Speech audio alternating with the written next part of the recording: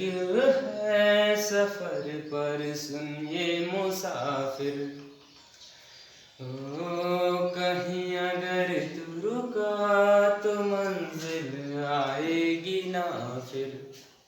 इसलिए मैं कहता हूं आप सभी लोगों को मैं लगातार वीडियो प्रोवाइड करा रहा हूं, तो आप सभी लोगों को लगातार जुटे रहना है, वीडियो को देखते रहना है। और इस बार का टारगेट है 70 में 70 लाने का, यानी केमिस्ट्री में आपको 70 में 70 लाना है तो लाना है। इसलिए लगातार वीडियो प्रोवाइड करा रहा हूं और आपको लगातार वीडियो देखकर एक एक क्वेश्चन सॉल्व कर लेना है। यानी कि अगर न्यूमेरिकल आता है तो आपको न्यूमेरिकल तो 100% नहीं छोड़ना है और ना ही आपको डेफिनेशन कोई छोड़नी है, क्योंकि मैं एक एक डेफिनेशन का वीडियो प्रोवाइड करा रहा हूँ। ठीक बेटा, तो चलते हैं देखते हैं इस वीडियो में क्वेश्चन नंबर 53 नंबर क्या कह रहा है।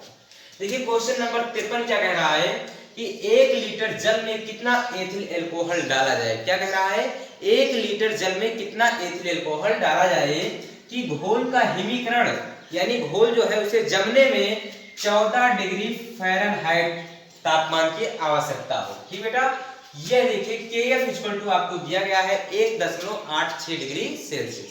तो सबसे पहले आप क्या करिए, इस फ़ारेनहाइट को आप डिग्री सेल्सियस में बदलिए, क्योंकि आपको क्या करना है डेल्टा Tf का जो मान है उसे आपको क्या करना है डिग्री सेल्सियस में बदलना। तो चलिए इसे हम डिग्री सेल्सियस में सबसे पहले बदलते हैं। देखिए फ़ारेनहाइट को अगर डिग्री सेल्सियस में बदलना है तो आप सभी लोगों को एक सूत्र में बताया हूं।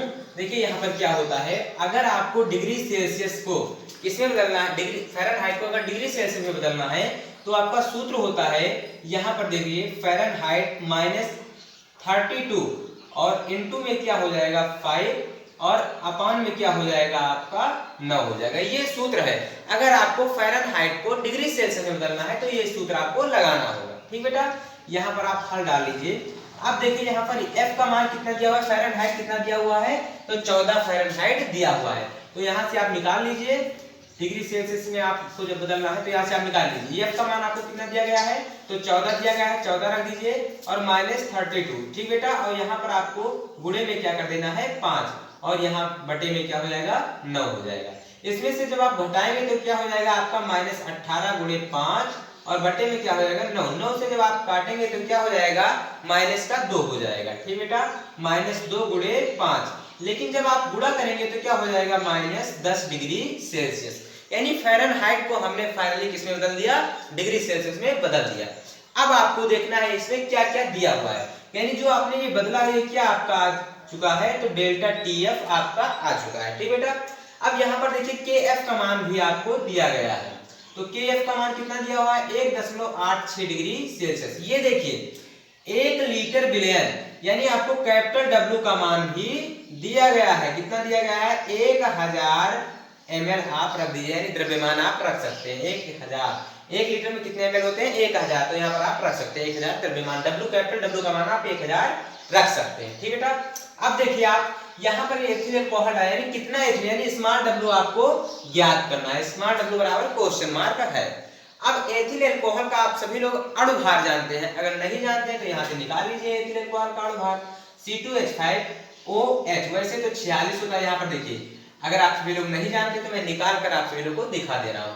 ये एक कार्बन है, एक कार्बन का कितना होता है 12, तो 2 कार्बन है तो कितना हो जाएगा 24, और एक हाइड्रोजन का एक, तो 6 हाइड्रोजन है तो उसके कितने हो जाएंगे 6, और एक ऑक्सीजन के कितने होते हैं 16 होते हैं। ठीक बेटा, 16, तो 24 और 36 और 16 जोड़ेंगे तो कितना हो जाएगा 46 हो जाएगा। स्मॉल m इक्वल टू आपका क्या हो जाएगा 46 हो जाएगा।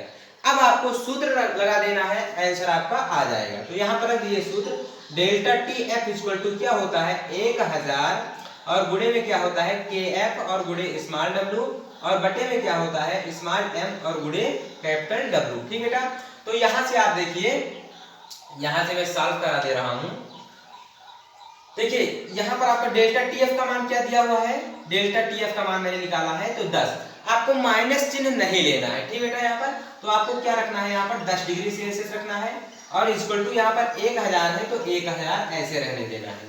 और Kf का मान कितना दिया हुआ है 1.86 डिग्री सेल्सियस दिया हुआ है, और स्मॉल W का मान आपको ज्ञात करना है। अब यहाँ पर देखिए स्मॉल m का मान मैंने कितना लिखा है 46, तो यहाँ पर कितना हो जाएगा 46, और गुणे कैपिटल डब्ल्यू का मान कितना है 1000 है। ठीक बेटा, यहाँ पर देखिए कैपिटल डब्ल्यू का मान 1000 दिया हुआ, तो 1000 से 1000 कैंसिल हो जाएगा। ये 46 जो है इस तरफ आ जाएगा तो कितना हो जाएगा गुणे में हो जाएगा, यानी 10 गुणे 46 इक्वल टू कितना हो जाएगा 1.86 डिग्री सेल्सियस, और गुणे फिर यहाँ पर क्या हो जाएगा डब्ल्यू हो जाएगा, क्या हो जाएगा स्मॉल डब्ल्यू। अब ये एक क्या है, ये जो 1.86 क्या है गुणे में इधर क्या आ जाएगा भाग में हो जाएगा, इससे जब आप गुणा करेंगे तो 460 हो जाएगा, और यहाँ क्या हो जाएगा 1.86 हो जाएगा स्मॉल डब्ल्यू इक्वल टू। अब आप क्या करेंगे, यहाँ से आप दशमलव हटा सकते हैं और ऊपर क्या कर सकते हैं 2 जीरो बढ़ा सकते हैं, तो वही काम मैं करने जा रहा हूँ। तो 4 6 53 जीरो हो जाएगा, नीचे क्या हो जाएगा 186 हो जाएगा। ठीक बेटा, स्मॉल डब्ल्यू जब आप इससे भाग करेंगे तो आपका आंसर जो है वो आ जाएगा 247.31 ग्राम आपका आंसर आ जाएगा। ठीक बेटा, तो ये आपका फाइनली पहला क्वेश्चन हल हो गया, यानी जो 53 नंबर क्वेश्चन था वो आपका क्या हो गया हल हो गया। अब हम देखते हैं 54 नंबर क्वेश्चन क्या कह रहा है। देखिए वेरी इजी क्वेश्चन है, 54 नंबर क्वेश्चन क्या है वेरी इजी क्वेश्चन है, केवल आपको गुणा भाग करना है। ठीक बेटा, यहाँ पर देखिए क्या लिखा हुआ है 0.29 जीएम यानी ग्राम कार्बनिक यौगिक को इतने ग्राम बेंजीन में घोलने पर हिमांक में इतनी डिग्री सेल्सियस की कमी पाई गई। ठीक बेटा, तो आपको यहाँ पर क्या करना है, पाई गई यौगिक का अणुभार आपको ज्ञात करना है, यानी यहाँ पर आपको क्या ज्ञात करना था द्रव्यमान ज्ञात करना था, यानी कितना ग्राम घोला गया है। यहाँ पर आपको क्या ज्ञात करना है अणुभार ज्ञात करना है। तो सबसे पहले इसे आप स्क्रीनशॉट कर लीजिए, मैं इसे रेस कर देता हूँ, उसके बाद में क्वेश्चन नंबर 54 हल करता हूँ। चलिए स्क्रीनशॉट कर लीजिए। चलिए अब देखते हैं क्वेश्चन नंबर 54। देखिए क्वेश्चन नंबर 54 क्या दे रखा है। सबसे पहले आप पहचानिए, अगर आप पहचान लिए कि क्या क्या दिया हुआ है तो आप क्वेश्चन को आसानी से हल कर ले जाएंगे। तो सबसे पहले आप इसे पहचान लीजिए क्या क्या दिया हुआ है। देखिए यहाँ पर क्या क्या दिया हुआ है, तो 0.29 ग्राम कार्बनिक यौगिक, ये देखिए यहाँ 5.8 ग्राम है, यहाँ क्या है 0.29 ग्राम। तो कौन ज्यादा है, ये ज्यादा है कि ये ज्यादा है, यानी ये ज्यादा है, तो जो ज्यादा है भाई वो क्या है विलायक है।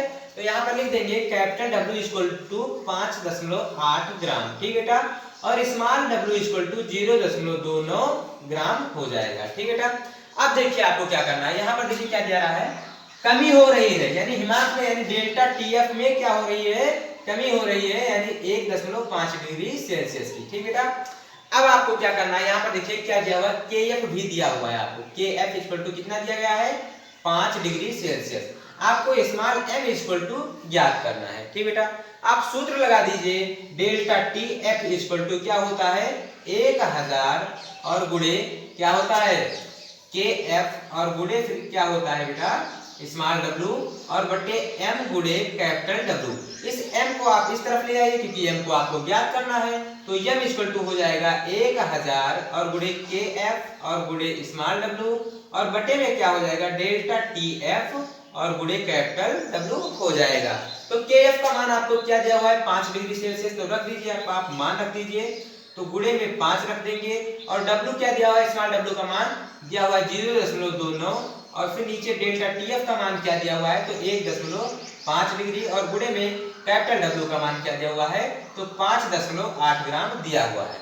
अब देखिए यहाँ से आप ये एक अंक बाद दशमलव यहाँ है, एक अंक के बाद दशमलव यहाँ है, तो यहाँ से आप क्या करेंगे ये दोनों दशमलव आप हटाएंगे तो क्या हो जाएगा, वरना आप ऐसे ही गुणा कर लीजिए। देखिए यहाँ से जब आप गुणा करेंगे तो m इक्वल टू क्या हो जाएगा, जब आप यहाँ से इसको गुणा करेंगे तो क्या हो जाएगा 2 अंक, यानी 100 से आप इसमें गुणा कर दीजिए और 10 से इसमें गुणा कर दीजिए, तीनों जीरो आपके समाहित हो जाएंगे। तो जब 10 से इसमें आप गुणा करेंगे, देखिए यहाँ पर 100 गुणे 10 इसे लिख सकते हैं, 1000 को क्या कर सकते हैं 100 गुणे 10 लिख सकते हैं, और फिर गुणे क्या कर दें आप 0.29 कर दें और फिर गुणे क्या हो जाएगा 5 हो जाएगा। ठीक बेटा, यहाँ पर क्या हो जाएगा 15 को जब आप इससे गुणा करेंगे तो 15 को जब 8 बार आप गुणा करेंगे तो 120 हो जाएगा, यानी 0 लिख दें, हासिल आपको कितना आ जाएगा 12 आ जाएगा। 15 को जब आप 5 बार गुणा करेंगे तो कितना हो जाएगा 15 चौको 60 और 15 पचे 75 हो जाएगा।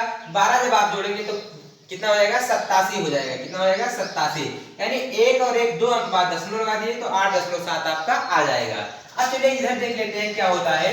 तो देखिए यहाँ पर जो मैंने 100 गुणे 10 किया है इसमें क्या खासियत है, तो 10 को जो आप 5 से गुणा करेंगे तो क्या हो जाएगा 50 हो जाएगा, और 100 को जो आप इस 0.29 से गुणा करेंगे तो आपका क्या हो जाएगा 29 हो जाएगा। ठीक बेटा, और यहाँ पर क्या हो जाएगा आपका स्मॉल m इक्वल टू, और नीचे आपको दिया हुआ है 8.7। आज जब आप इसको इससे गुणा करेंगे तो 5 को आप इससे गुणा करेंगे तो क्या हो जाएगा 5 9 45 के 5 हाथ चलाएगा कितना 4 आएगा, और 5 दूनी 10 और 4 क्या हो जाएगा 14, यानी और एक जीरो लगा हुआ है तो एक जीरो लगा दीजिए, 8.7 आपका ये आ जाएगा। यहाँ से आप जब दशमलव हटाएंगे तो ऊपर क्या बढ़ा देंगे एक जीरो आपको बढ़ाना होगा, तो यहाँ पर आप क्या लिख दीजिए 14 50 और बटे 8 एक और जीरो बढ़ा दीजिए और दशमलव को हटा दीजिए।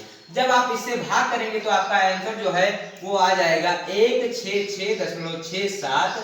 अणुभार आपको ज्ञात करना था, ये आपका अणुभार प्राप्त हो गया, यानी क्वेश्चन नंबर 53 और 54 आपका हल हो गया। अब हम मिलते हैं नेक्स्ट वीडियो में, तब तक के लिए धन्यवाद।